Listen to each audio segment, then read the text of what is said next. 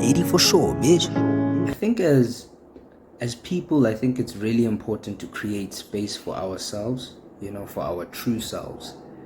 And it can be very dangerous and misleading when we adopt certain personas to kind of conceal what is really going on with us.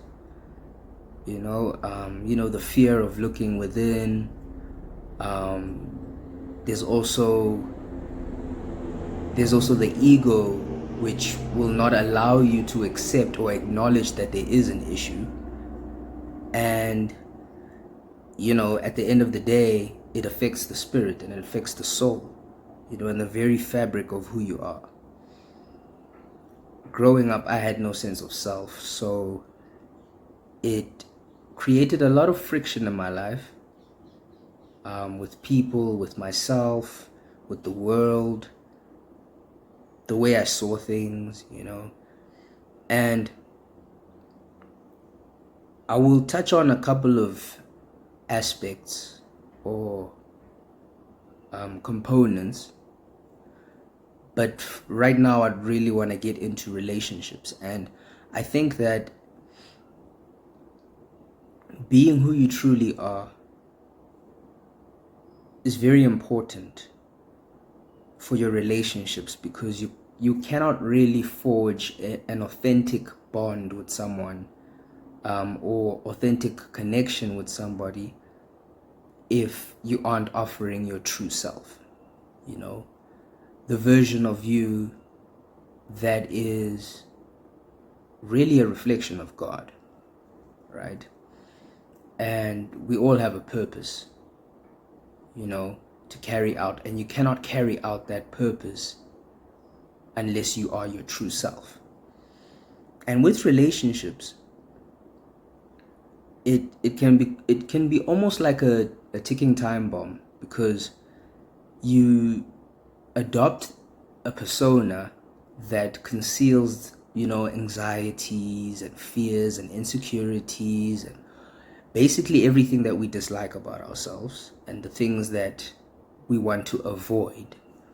When we adopt those personas, we mislead the people in our lives, because we teach them to love us and treat us a certain way when it isn't the true reflection of how you feel. Because you might you're in a period where there's lack of self-love, so you don't acknowledge yourself. So what you do is you end up letting people walk all over you just to keep the peace, and it's very difficult when you get to a point where you want it to stop, because it has to stop. You need to be your true self. But when you tell people, it can be very difficult for them and for you, because the way you convey how you feel about who you are and the well-being of your spirit, you have not yet mastered the temperament that comes with it, with the truth of all these things. And you end up saying the right things in the wrong way, and you end up hurting people, when you're just trying to communicate a message that is merely just saying, this is who I am, I didn't know all along, and this is how I would like you to treat me and to conduct yourself around me, with all due respect. And it's and that's what happens. I think the influx of just emotion and realizations and enlightenment, and it can really make somebody a little bit on edge or a little bit snappy. So for a very long time, I had to learn how to think things through before responding,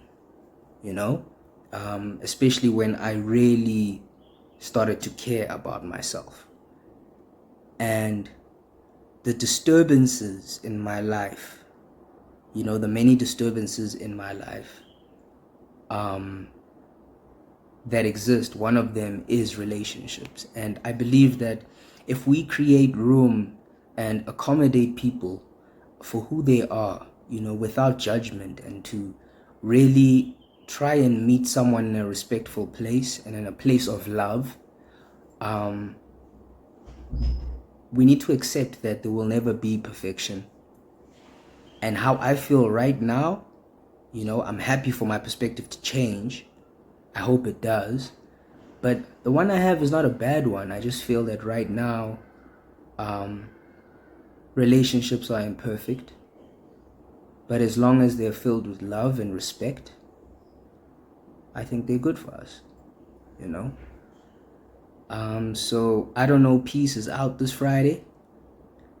And that was just a little bit of why I don't know peace right now.